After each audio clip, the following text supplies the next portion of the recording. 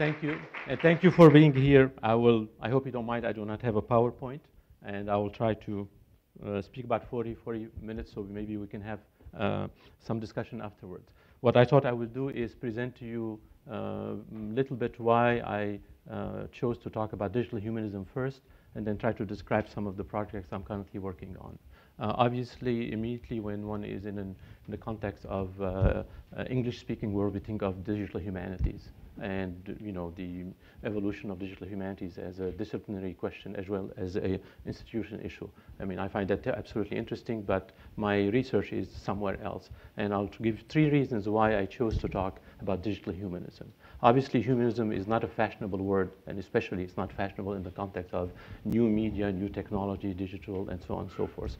And the question then is why choose to emphasize this humanist perspective. I'll give 3 basic reasons, and I'll try to elaborate briefly on each one of them. The first one, it seems to me that in a significant number of important studies on digital culture, there has been an overemphasis on the status and the shifts that have occurred in temporality, in the acceleration, in the speed, and the impact and the effects of this temporal change that is brought out by immediacy, by the relationship, the way we are sort of one way or the other induced to live them on the network. While I certainly do not contest the importance or the relevance of such an analysis, it seems to me there has been an act of forgetting of the spatial dimension that is associated with the digital culture and technology.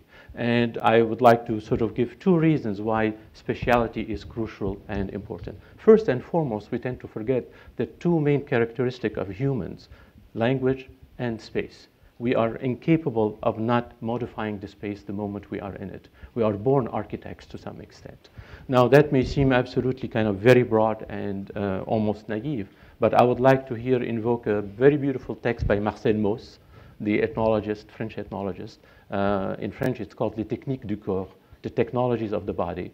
And there are 2 essays, one a very lengthy book that I think is less interesting, and one brief article that was published first in a review of sociology in Paris in the late 30s or 40s. And what happens, I'm going to tell you the story, and then from there I'm trying to extrapolate the relationship between humanism as a spatial dimension and digital issues. Marcel Mauss arrives in New York and he falls ill, and he's taken to a New York hospital. And in the hospital, he's sitting in his bed, and he observes the nurses walking, doing their work, and he's struck by the familiarity with which they walk. And to him, they look like they're walking like the Parisians. And initially, he said, this makes absolutely no sense. This is my first visit to New York, and I'm certain that almost all of them have never been to Paris. How come they comport their body within this professional space in ways that are so familiar to me? From there, he makes a second jump, and that's what becomes interesting for us. And he says, it's perhaps the Parisians that walk like the New Yorkers, and let's try to explain and figure out how. From there, then he goes on and said, it's precisely perhaps, and that's what his analysis, I will not rehearse all of it, because of American films. There was a transformation of the body stature within French culture. And from there, it becomes more interesting, and that's where will come what is relevant to our discussion today. He then tries to posit that there is a relationship between the status and the position of the body within a culture and civilization and the nature of its cultural objects and productions. And in order to test that hypothesis, he tries to compare 2 very recognized and easily comparable compared societies, one with a chair and one without a chair. And obviously, the one with the chair is China, and the one without chair is India. And once you start looking at it in those terms, the positioning of the body modifies precisely the spatial representations of power, of social relations, and especially the production of cultural objects. It seems to me within digital culture, it started as a culture of the chair. For some of us who are old enough, we remember the big machines we used to have, that we were obligated to move toward them. They could not move toward us. And very slowly we have evolved into a mobile culture.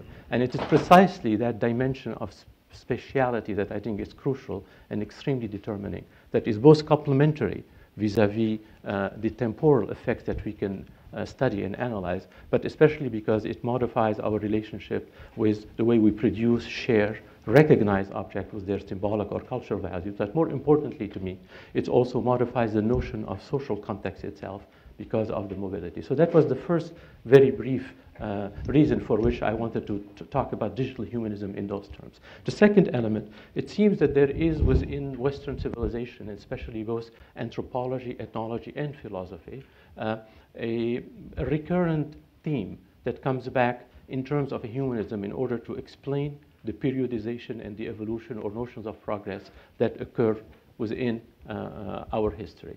I'll give you two examples that are perhaps the most prominent. The one, perhaps the most famous, is Claude Lévi-Strauss, who from his early career from 1928, his first article published in Minotaur, the Surrealist journal, until his last book that was published after his death, keeps coming back to the same periodization. According to him, there are three moments that are defining for Western civilization, and he calls them three humanisms. The first one we're all familiar with is the Renaissance, and it's associated with obviously the discovery of ancient texts, and he characterized as aristocratic, not simply because of political, but we'll come back to the political dimension of it, but precisely because of the literacy that was necessary for those who could read Greek and Latin in order to bring back the ancient texts. And the second one is the 19th century, and he calls it exotic and bourgeois. And it is exotic and bourgeois, obviously, because of the Industrial Revolution, but more importantly, from our perspective, precisely because of the discovery of different temporalities and cultures, India, China, and so on and so forth, that forced the West to reconsider its own history. It could not write an absolute history without this comparative dimension. And so we have a kind of a contest that's taking place. And finally, there is the 20th century form of humanism that is his, that he calls democratic.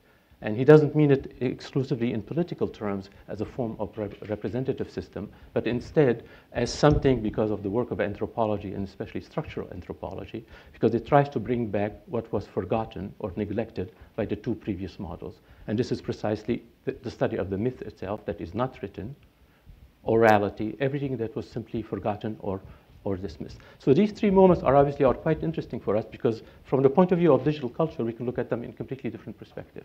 We can say, for instance, that they represent kind of a curve of our relationship with the notion of document. The Renaissance created the critical method, put it in place, and in relationship to study the document in order to establish its authenticity, but especially in order to understand what it says. The Renaissance, the 19th century, created the comparative methods that are at the origin of most of our disciplines in the social sciences and in the humanities. And finally, in the 20th century, of course, we have a return of the suppressed, if you would like, the orality over the privilege of a particular kind of mythology of origins. That is one form. And therefore, one can perhaps postulate that digital humanism is a fourth movement that basically invites us to look back at the three previous ones and to consider them at the same time from the perspective of the document. And what's interesting, obviously, is the human is becoming the primary document today, not just simply the inherited or the archival document, whether it's digitized or born digital, but it's precisely the individual that is becoming such. And so we can try to sort of think about it. But there's perhaps something more intriguing in Claude Lévi-Strauss' perspective, considering his career and especially his work, and for those of you who are familiar with him, obviously you know that, he spent an enormous amount of time in thinking about the 18th century and about especially Rousseau. And yet, what one is intrigued by is that the 18th century is completely missing from this periodization. Although we are repeatedly told that today we are living basically the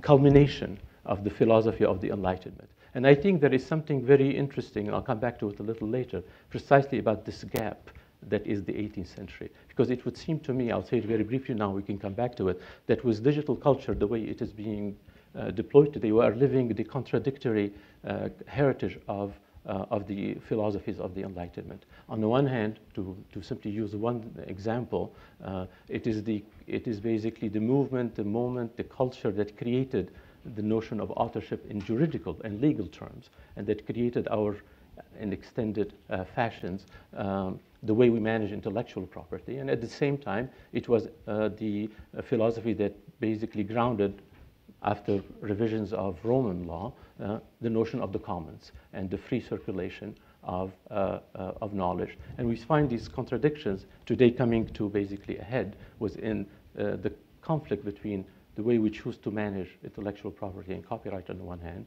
and the practices that are normal and natural within the digital environment that seem to be in contradiction, if not fragilizing in significant ways that particular form of management. So this is one version, if you'd like, that is anthropological and ethnological. There is a second one that is even, I think, more interesting about these kind of humanism that keep coming back in Western history.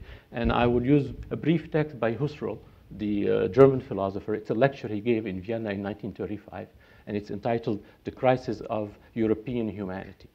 There are two texts by Husserl. One is a book called The Crisis, which is 700 pages long, and a lecture that is quite remarkable. And it's 1935. The date is very important. It's just before the Second World War, but everything was basically was in sight for some people who could foresee a little bit the crisis and the tragedy that is coming. And what Husserl does, he has a completely different periodization, but he has three humanisms. The first one, of course, him being a philosopher, is Greece. It is the birth of reason and a form of rationality that's basically self-reflexive. The second one is the 18th century, and with it is the pretension of reason to be universal. And the third one is precisely his, that is trying to basically investigate it too. But he ends up with some conclusion that is, I think, perhaps even more enriching for our perspective today than Lévi-Strauss. And what he basically says, which is a classical argument in German philosophy at the time, is that at the end of the 19th century, beginning of the 20th century, we see a significant split, a gap that occurs between pure science and the studies of the mind, as I'm translating literally from the German, basically between humanities and social sciences on the one hand, and the sciences. And what Husserl's argument is precisely the real danger is double. On the one hand is the notion of measurement that is confused with the notion of precision that is scientific, that is modifying in significant ways the pertinence and the status of the social and the human sciences. And the second element, of course, is that there is very little communication between the two as time goes by, which is creating the tragedy that he's trying to basically discuss and investigate. It would seem to me that today when we look about digital culture, we are encountering a very similar, but in very pronounced and acute terms, the split between notions of measurement, big data, let's just to go very quickly, and anything that is a form of metrics that is basically becoming ways to fashion the social and the social bond. And I think we can go back and see in what ways and in what terms perhaps we can investigate and interrogate and perhaps question to some degree the relevance or the absolute relevance of this particular model. I mean, one can get into it obviously at length. And the third reason I wanted to talk about digital humanism is precisely to take some distance, critical but also a form of dialogue, with a number of discourses that are cyber-humanism, post-humanism, transhumanism with all its diversity. Because if you look especially at most of them, we tend to find a return to a selective group of Enlightenment philosophers that are considered grounding in order to justify and to legitimate the argument whether it's transhumanist, cyberhumanist, or post-humanist in some sense. And I think it's that gives you a sense of the arguments that one can develop at length. I'll give you one illustration of how one perhaps can try to study some of these. I did some work on the notion of friendship in social networking. And what I try to do is to take the most common criticisms that are addressed to digital friendship and to try to see them in a kind of a long historical view. So I chose three particular authors: Aristotle in the Ethics, because there is obviously an important chapter devoted to friendship, Cicero's treatise on friendship, and Lord Bacon's essay on friendship. The reason I chose those three, I'll just give them very quickly. Obviously, I didn't choose Montaigne, so the French get a little bit anxious about it. What we discover first thing with Aristotle is that friendship is crucial for the functioning of the political system, precisely because it's not genealogical, because it moves away from notions of affect and imposes forms of relations. One can get into the details of it. And what's intriguing in the Aristotelian text is because it questions and it has real tensions in it that I think are very important to the notion of digital identity we have today between the links that exist between the structure of the city, the Greek polis, and the ways in which it can grant identity. I'll give you the quick example. In Greek, you say polis, polites, city, citizen.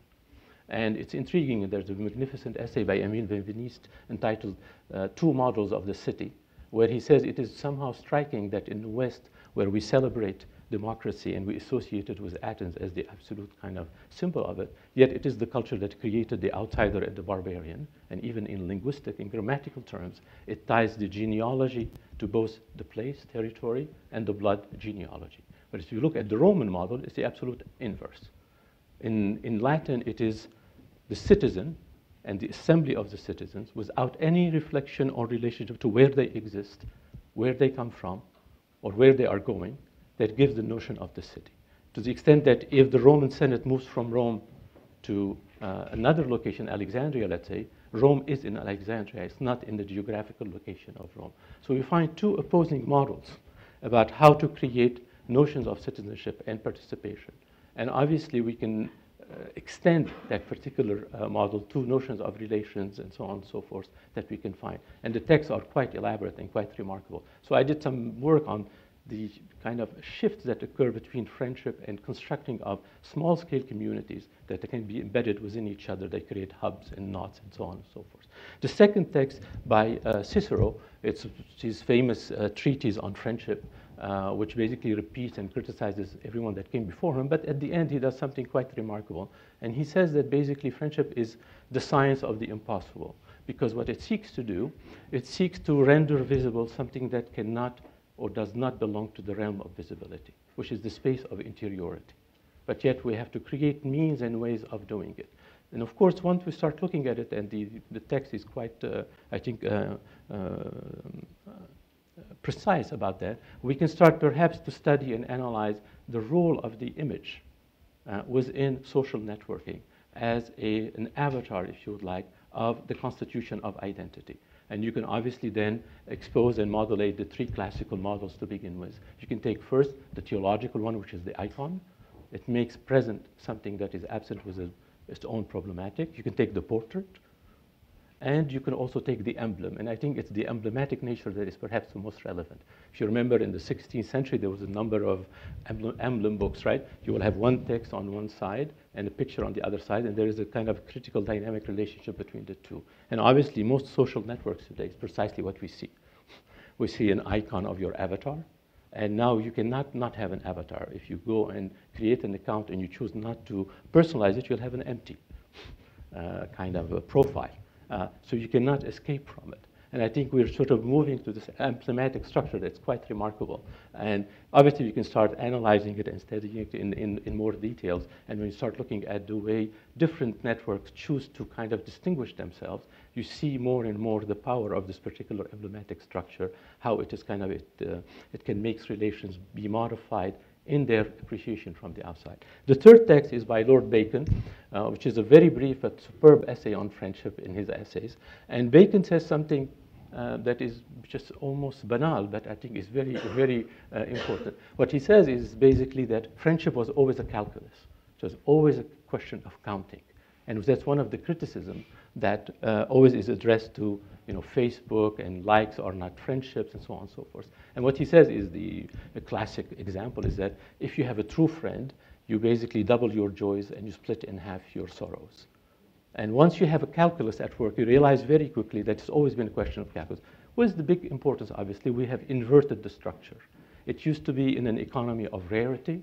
Now we're in an economy of overabundance. And obviously, there are significant consequences that come from that. But nevertheless, it is simply a structural transformation for something that is formative from the very beginning of the relationship of friendship. And I think that is the strength of the particular network relation, if you would like. And obviously, one can go on with such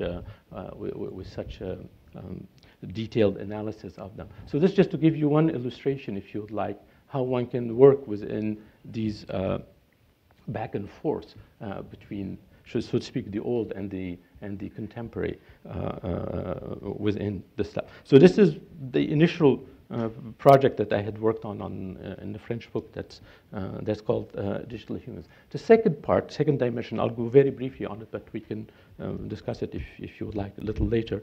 And that is to try to go back and look at the founding text of computing science, and to read them not only but what we are told they did, but to try to see exactly what they said. And I chose 4, but they're the obvious ones. You can't go wrong, basically. You have Turing, von Neumann, Wiener, and Shannon. These are kind of the apostles of the. And what you find very quickly, Turing is perhaps the most obvious example. He's associated so much with, obviously, one of the first digital computers. We're not going to talk about cryptology and so on and so forth here, but especially with notions of intelligence. And yet, when you read the text, you notice very quickly that except for the title of the first essay, Computing, Machinery, and Intelligence, the word never occurs. He is absolutely not interested in the notion of intelligence. What he's interested in is the process of thinking, and they are not the same thing whatsoever. And so we have, I think, an initial, what I would call, to use the Lévi-Strauss vocabulary, founding myth of computing science, which is intelligence, that has led, and one can follow the development of artificial intelligence, the different schools, the debate that has occurred. It has been revived about 6 or 9 months ago between Chomsky and Google, because they criticize each other, whether it's probabilistic or statistical, and you can imagine all the issues that come with it. But I think we find very quickly, from perspective that is both humanist in this particular sense of the term, it is very profoundly revealing to see what these texts say. So if you take Turing, he says basically very interesting things, that the machine, first of all, cannot be singular. It has to be in the plural. He talks about computing machinery and then machines in the plural. It's never a single machine. It has to be within a network. It has to be within a community. Second, there is another element I think is quite fascinating, not only within von Neumann has it, but in a different direction. It has to be a child machine. It cannot be an adult. There is an overprivileging of childhood. Why? Because it can only transmit structure of learning, but not specific instructions. It's, to some extent, to paraphrase very quickly, it transmits frameworks of how to learn. And so there's a mimetic cycle. And if you remember the first test, which is the computing test, right? There's a game you play, there's the computer and 2 other individuals, and you have to guess whether it's a woman or... And it's not, I think, arbitrary that is the game that is played to try to basically ground the notion of thinking machines. And I know for some of you who remember, there used to be a magnificent company in Cambridge, Massachusetts called Thinking Machines that disappeared, I think, about 10 years ago, that was sort of trying to take that particular element inside of Turing. But the third element that I think is very important with Turing is that he comes back to something that Husserl basically concludes his lecture with. And Husserl's argument at the end of his lecture on the crisis in 1935 is that we have to go back to the notion of education, paideia. And the way he defines it is purely etymological. He says education in Greek, like all the stuff that can surround it that are kind of dense and complex, is the slow disappearance of ignorance, period.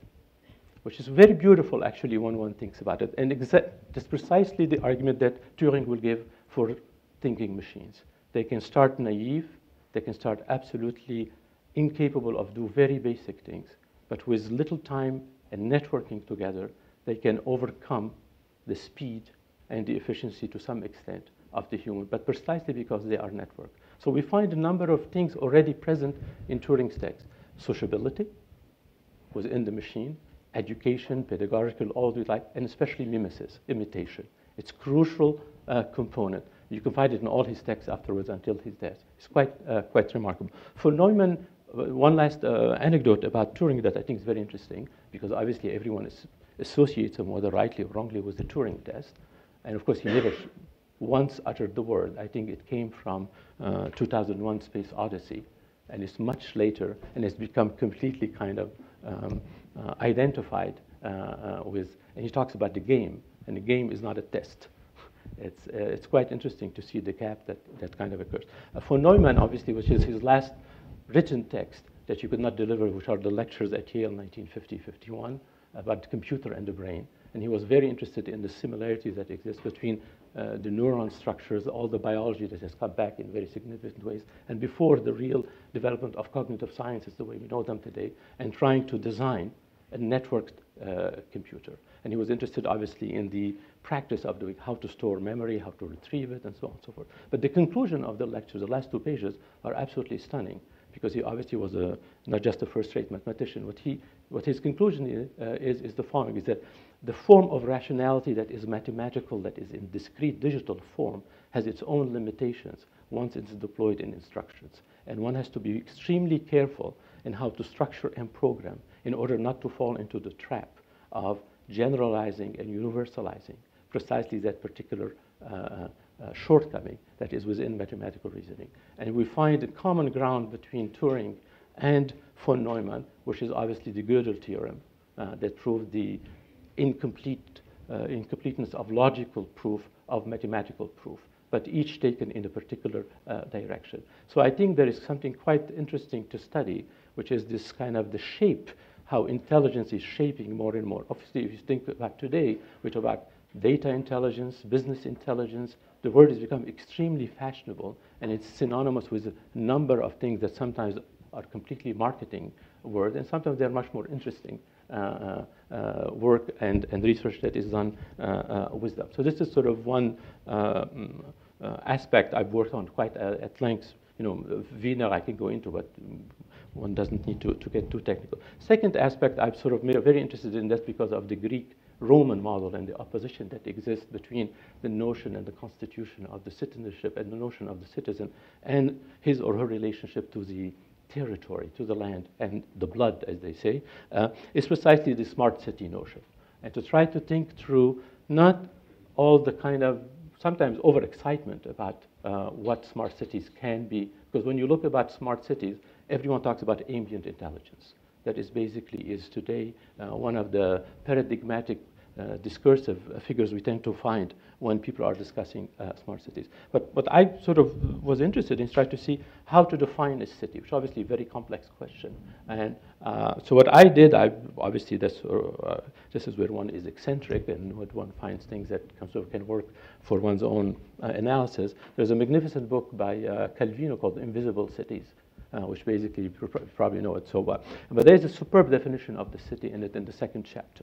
And he says the city is not, obviously, its representation. It's not the map, the territory. We know all this. What it is, it's the measurements of the distance between its borders and the events over history that have taken time within those borders.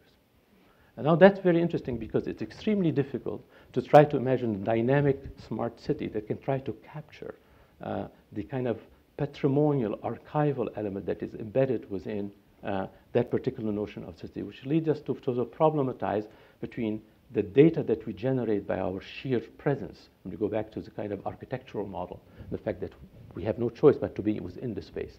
And as we move, we just modify the given and the data and try to sort of think through how to negotiate between, we should say, the infrastructure that is crucial to the intelligent city, smart city as it is today, but at the same time, this particular dimension related to memory. The reason I'm interested in it, because it seems to me, and this is one of the topics I've been working on for quite some time, is that digital culture has a particularly impoverished notion of memory.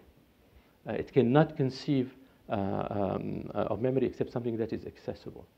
That is recognizable and that is storable. And yet we know very quickly, if we look at both historical, philosophical, or our own experience, that what is crucial for one of the definitions of the human is that our capacity to forget, our ability to forget over long periods of time, but also to remember without any particular effort what we have chosen to forget at a particular time. To put it in other ways, it would seem to me that digital culture, and especially computing, or what's called forms of computing rationality, cannot conceive of forgetting except as a technical issue, as a loss, as a form of technical failure, if you would like. And I think there is an argument to be made for, I don't know how we can do it, unless there is some remarkable coder who will try to do that. And I did a seminar in Europe with people who work on programming robots. And what's very difficult is to teach robots to forget. It's near impossible. We can teach them to remember everything because we know how to do that. But it's near impossible to teach them how to forget. And so this is one of the very interesting issues that come out, precisely the status, if you would like, of forgetting, of forgetfulness, within not just digital culture for the individuals that work, but precisely the machinery that has become seriously part and parcel of our immediate environment and continuous environment. And the last element, I'll go very quickly so I can finish with some other material. It seems to me with all these elements, one of the interesting aspects we tend to see from the perspective that is mine, between kind of anthropological, if you like, in the loose sense of the term, is that we started with interfaces that were designed and conceived and used extensively for very specific purposes. The example I always tend to use is an ATM machine. If you consider an ATM machine, it's one of the earliest graphical interfaces we were familiar with, but it also has other interesting aspects. It has all the elements of computing security, something you know, your password, something you possess, your card, and something that belongs to you, your account. And you can do a transaction within a relatively closed network. And there are a number of interfaces that were developed over time that were similar, where they were specifically oriented towards particular operations. What we're living today, and that's what's interesting about the smart city in some of its iterations, is that you see to me we're inverting the relationship. It is the world itself, closed, everything that's coming, that's becoming the interface. But not an interface to operations, interface exclusively to what is digital. And I think that is a huge shift we are living. If it's not digital, you cannot access it. You do not have any relationship to it once you are within that environment. If you look at your smartphone today, it's precisely what happens when you look at the map, Google Maps. You are both represented there, and it's precisely that relationship. You are already digitized in a particular way within your geolocalization. And obviously, one can study all the transformation of our notion of space and identity that is associated with the deployment at the scale that we see today with geolocalization and how it sort of obviously modifies these things. But I would like to shift the emphasis a little bit for the last part on stuff that I'm working on instead of stuff perhaps I have done, which is more interesting. I'm also interested to see how early technical decisions within computing science and especially networking science have had interesting, if not sometimes complex and problematic effects on cultural issues. The example I take is Wikipedia. Now, I know when people study Wikipedia, they mostly study the status, the quality of the articles. They compare it to Britannica and so on and so forth. We know all the polemics. I'm not as interested in that particular approach. I'm interested to see how the domain name system has created cultural entities that are extremely problematic within their own sphere. Very simple example. They took what used to be called yellow pages in the old Unix days, .us, .edu, .fr for France, .de for Germany, and created national virtual boundaries for them. What Wikipedia did when it first was created, it did exactly the same thing the canonical way, .en, So what we tend to find, we find issues of linguistic, cultural diversity embedded within one entity that has grown out of a technical decision. Take the Francophone issue.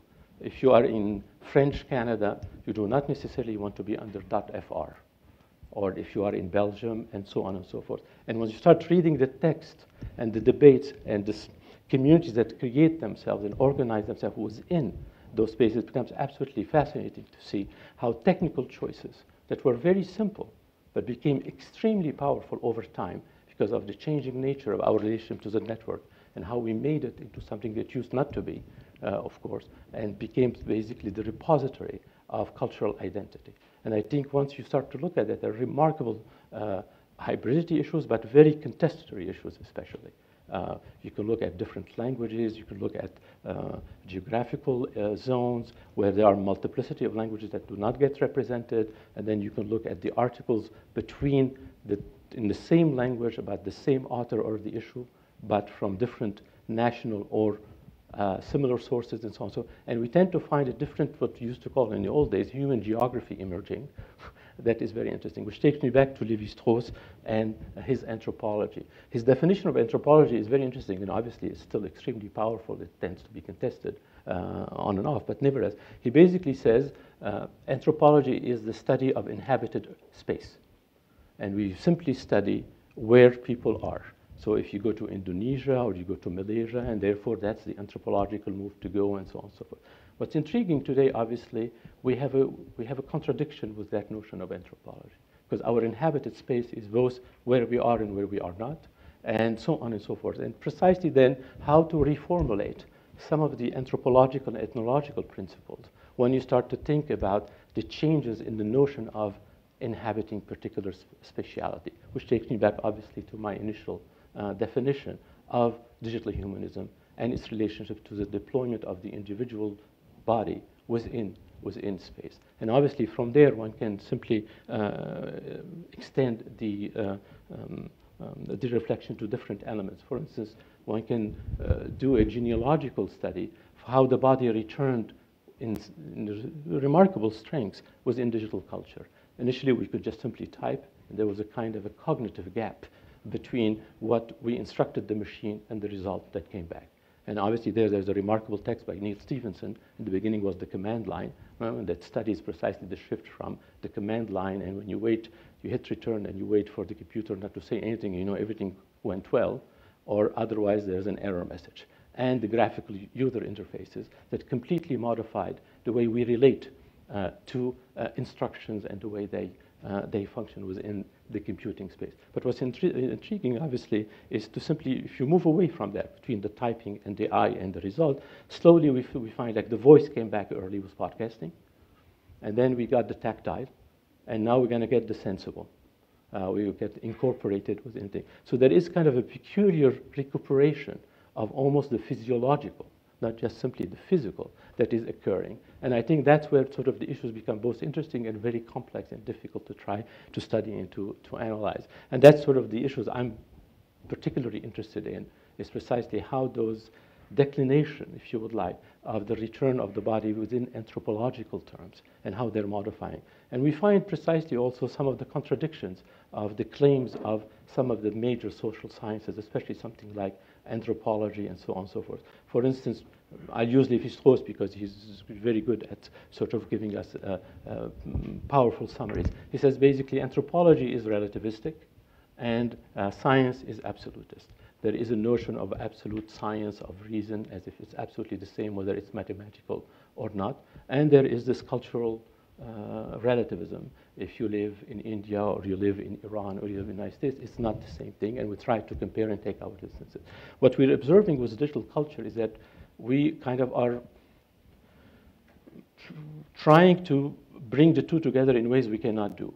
And I'll try to sort of say it perhaps a little bit more clearly. First, we have an impoverishment of a number of platforms, despite the diversity of practices that we have associated with them.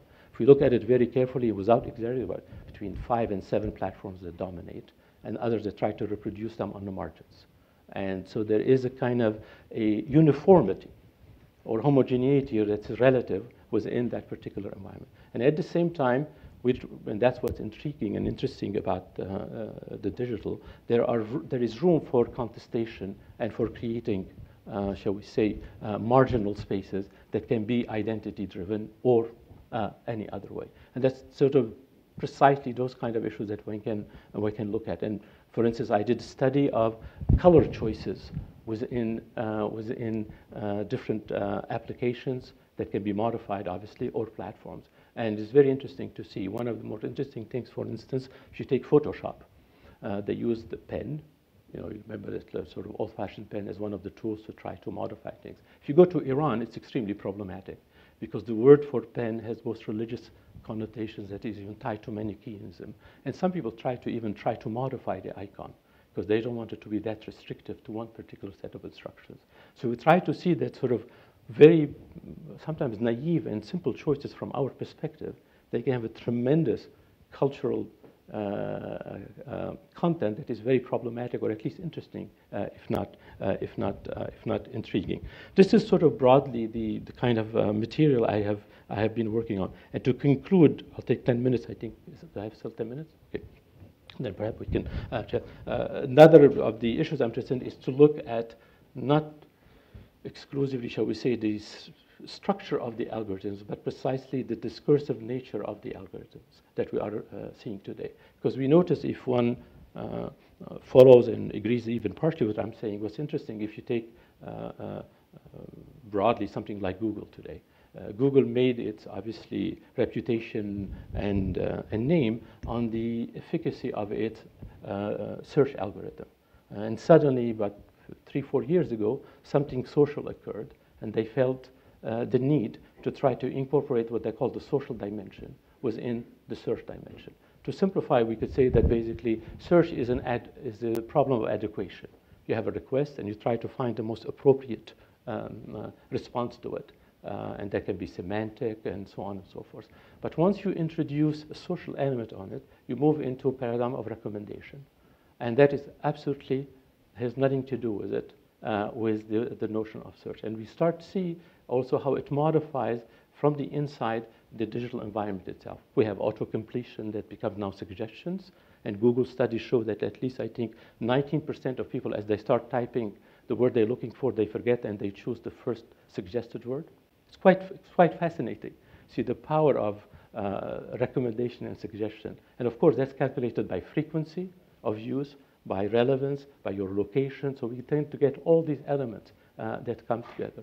The second dimension of it, obviously, is that once we look at recommendation, recommendation algorithms can only work within a particularly complex form of control over semantic distance. So what you try to do is obviously to respect semantic proximity, but at the same time try to suggest something that's relatively farther away in order to give some sense of, shall we say, freedom or randomness. And that's very difficult. Classic and probably the most sophisticated example we have is Amazon. If you look very carefully and go repeatedly looking for very similar items, you will notice over 2 days period, they'll start suggesting to you things that have nothing to do with what you're looking for.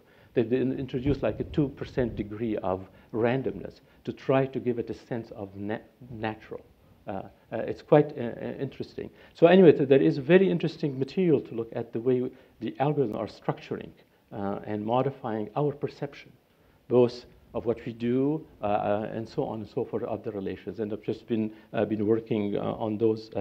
And to conclude with it, what I find interesting about the shift from the search paradigm in its classical manifestation and the recommendation is that we're also shifting from a model of the index with all its heritage and its power and the way it structures knowledge and so on and so forth to the model of the face. And I don't mean because of Facebook, but I mean because of a very beautiful text by Zimmel, which is basically where he argues and shows that, and Goffman later did a very beautiful work on it, obviously in sociology, that what is most important determining in cultural exchange is precisely face. This is where you find the culture, basically. It's embedded, it's written. You have to be able to decipher the codes, interact with them. And we're moving toward a paradigm that is more the paradigm of this particular notion that's both sociological and otherwise, this interactive especially. It's not like the index. You get a hierarchy that is structured by notions of relevance and pertinence, so on. But nevertheless, and this is where I would like to conclude, we tend to find also there is a seriously political and one we call ethical problem that comes with it. And that is we are slowly moving from notions that are basically trying to help us to find things, and we call it sort of something that tries to precede what we're looking for, into prescribing. And I think that's where we get into very interesting ethical and political issues. We're moving toward a paradigm of prescription that is embedded within the structure of algorithmic recommendation that is becoming more and more, I think, powerful and present. And big data is only one version of it. And obviously, one can go back to collective intelligence, individual, if you would like, and discuss the issues. And finally, in here, I would conclude, the ethical obviously becomes interesting, and that's what I'm, to some extent, most interested in today, and to just use one sort of broad example. One can go back to the Max Weber, a beautiful text at the end of his career about the two models of ethics or morality. At the end of his career, it used to be the tradition in German universities, the students will ask their teacher to give one last lecture. And he chose to give it on comparing the ethics of the scholar and the politician. Not surprising considering the work he had done. And what he says basically is that we have two very distinct models. One that is grounded in notions of responsibility, and the other one is grounded in notions of conviction and persuasion. And that sort of one can extend them, one can work with them, so on. What it would seem to me today we're sort of starting to have to address is the need to develop something very different. Because between the nature of computer code and what it allows us to do, as well as the more pervasive power of algorithm, we have to imagine and invent a different kind that either be hybrid version of the two or something altogether new. And I thank you very much for your attention.